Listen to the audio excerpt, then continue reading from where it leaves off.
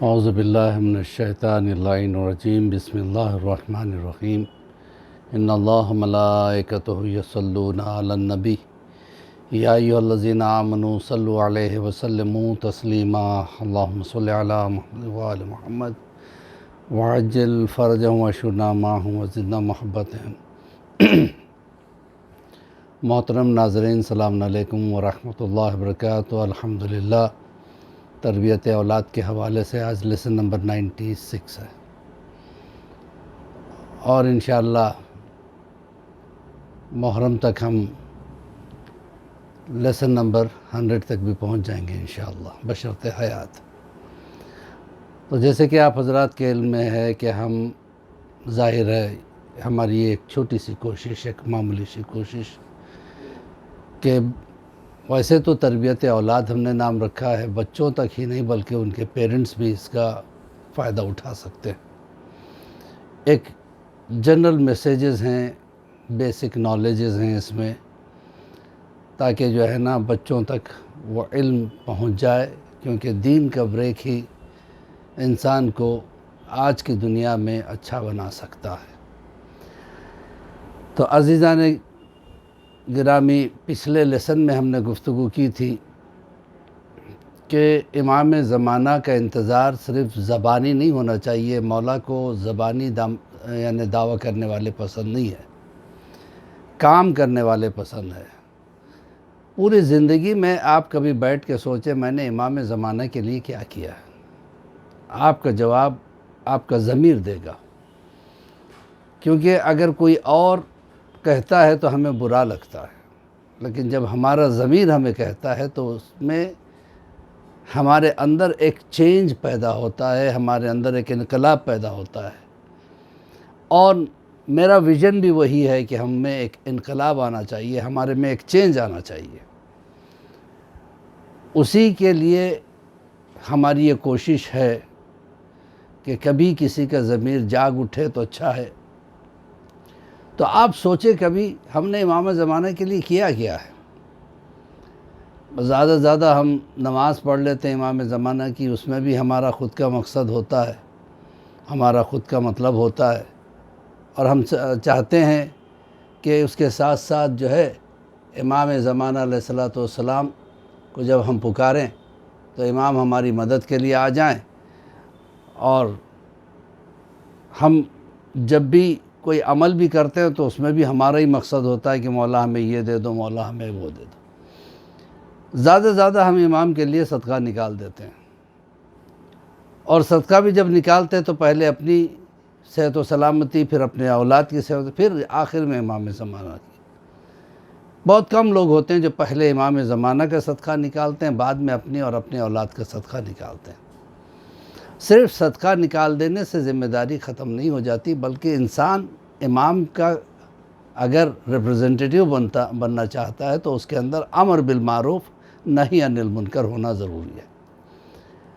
ہماری حالت یہ ہے کہ اگر ہم کسی کے یہاں مہمان بن کے جاتے ہیں اور ہم دیکھتے ہیں کہ صاحب خانہ جو ہمارا میزبان ہے وہ خود نماز نہیں پڑھتا، غلط کام کرتا ہے، تو ہم خاموش ہو جاتے ہیں۔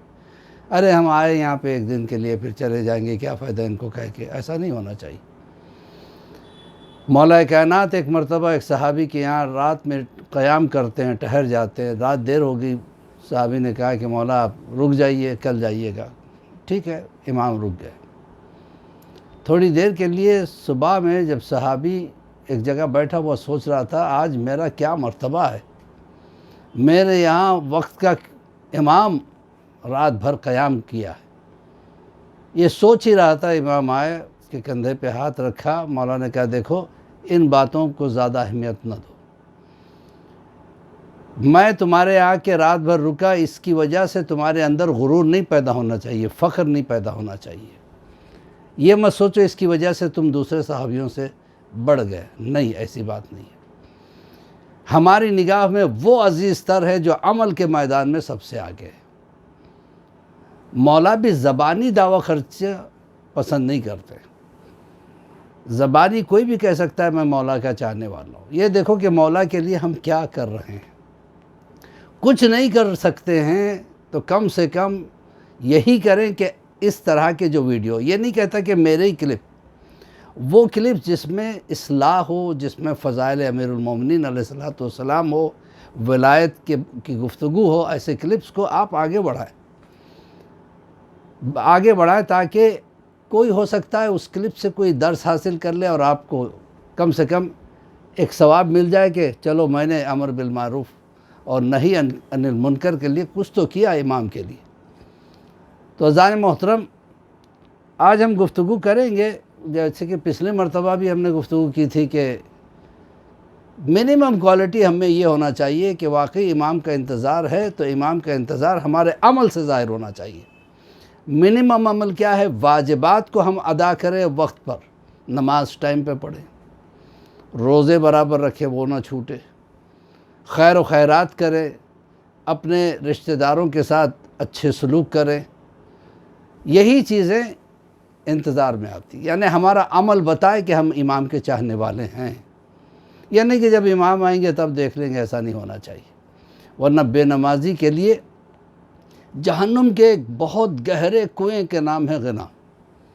یہ اتنا گہرا کنواں ہے کہ اگر کوئی چیز اس میں ڈال دی جائے تو جاتی جائے گی، اس کی کوئی طے نہیں ہے، اور سب سے زیادہ خطرناک آگ اسی کنویں میں ہے۔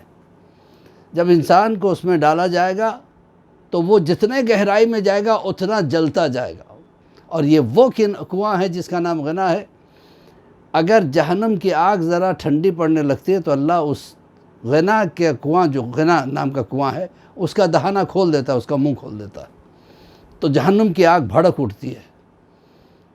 اور جانتے ہیں آپ کہ وہ کون ہے جو اس میں ڈالے جاتے ہیں؟ وہ بے نمازی ہے۔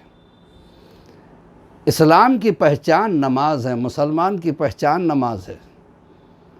تو عزیزان محترم، منیمم یہ کوالٹی ہونا چاہیے انسان میں کہ نماز کم سے کم وقت پہ پڑھا کرے، نماز کو جان بوجھ کے قضا نہ کرے، تو یہ کہہ سکتے ہیں کہ وہ امام کا واقعی منتظر ہے، انتظار کر رہا ہے۔ دوسری یہ کہ امام کو صلوات پڑھ کے اس کا ثواب ہدیہ کرے۔ حالانکہ امام کو ہمارے صلوات کی ضرورت نہیں ہے، اس کے ہدیے کی ضرورت نہیں ہے، ہماری صلوات حیثیت ہی کیا رکھتی ہے۔ لیکن صلوات بذات خود ایک بہت بڑی عبادت ہے۔ کوئی ایک مرتبہ بھی صلوات پڑھ کے بخشتا ہے، امام کو ہدیہ کرتا ہے، اس کا مرتبہ کچھ اور ہے۔ کوئی 3 مرتبہ پڑھے، اس کا مرتبہ کچھ اور۔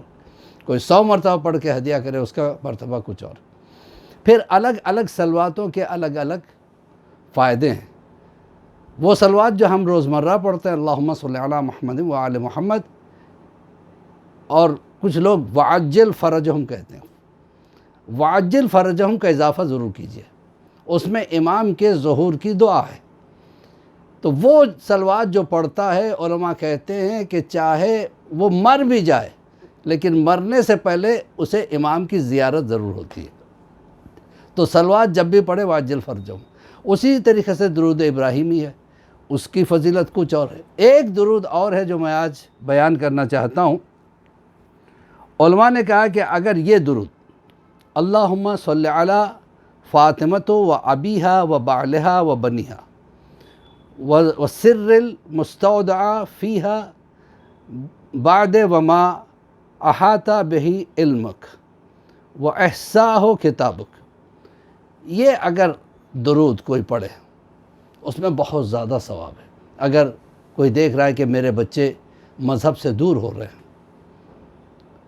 تو اگر یہ درود آیت اللہ صادق روحانی، ایک آیت اللہ ہیں، انہوں نے یہ کہا کہ اگر یہ درود کوئی 530 مرتبہ اس نیت سے پڑھے کہ ہمارے بچے جو ہے مذہبی ہو جائیں، تو وہ حیرت کرے گا، اتنے مذہبی ہو جائیں گے بچے کہ وہ کچھ نہ کچھ عظیم کارنامہ دنیا سے کر کے جائیں گے۔ تو خالی اپنے بچوں کی نیت نہ کریں، نیت کریں کہ تمام قوم کے بچے کے ہدایت کے لیے میں پڑھ رہا ہوں یہ درود 530 مرتبہ روزانہ۔ اگر کوئی 530 مرتبہ نہیں پڑھ سکتا تو کم سے کم جو ہے نا 40 مرتبہ روزانہ پڑھے۔